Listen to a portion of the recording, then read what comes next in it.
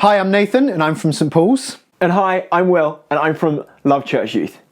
Now, to kick off our assembly today, I wanted to tell you a story about a little date disaster. It was a year ago. My wife and I had just gotten married, and I thought, what best way to, sweep her off her feet than to make homemade sourdough pizzas.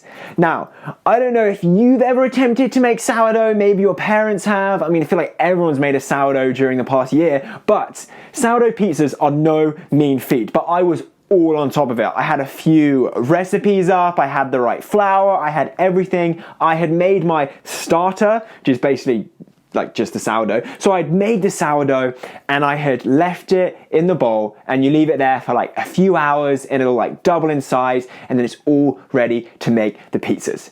So then a few hours passed and I came back. My wife had just gotten home and I was like, Annabelle, to my wife, I was like, Annabelle, look at what I made.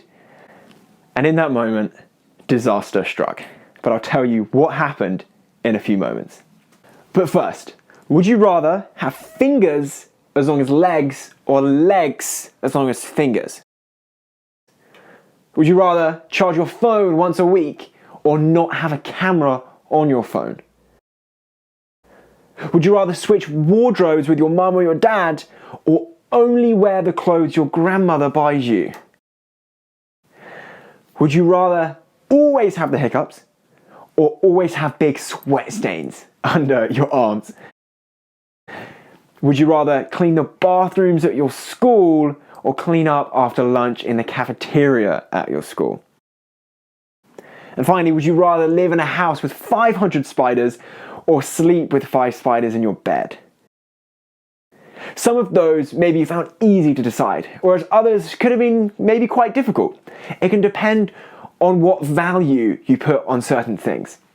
Maybe sometimes we can feel like outcasts because we're known as Spider Boy because we live with 500 spiders in our house. But seriously, a lot of people can feel outcast at some points in their lives. Throughout history, it has been a sad but all too common occurrence in cultures all around the world. Someone is overlooked, rejected, judged by others, valued by others as worthless. Jesus once had a conversation with someone just like this when he spoke to a woman at a well. Now, on the surface, to us that sounds like it would be completely normal. However, this woman was an outcast. One clue of this is that she had come to the well in the middle of the day. This was the hottest part of the day, and she would have to carry back a heavy container of water. So it is the worst time to go. Why would she do that? She is doing that because she's avoiding people. And at this time of day, she's pretty certain she won't run into anyone. She knew what everyone thought of her, and that if she did bump into anyone, she knew how she would be treated. The amazing thing is, she meets Jesus and he knows all about her, everything she has done, and he doesn't treat her unkindly or push her away. He chooses her, he values her, and he reassures her that God will never push her away, regardless of how much she had done wrong in her life, if she trusts in him.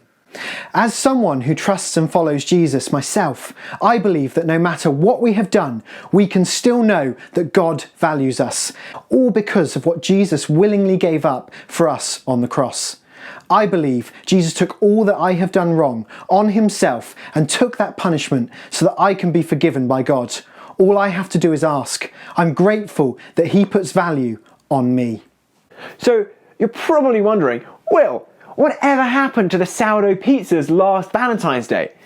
Well, so I'd made them, they were in the bowl, they were meant to be rising. My wife came home. I was like, Annabelle, my wife, come and have a look at this. So she came in and disaster had struck.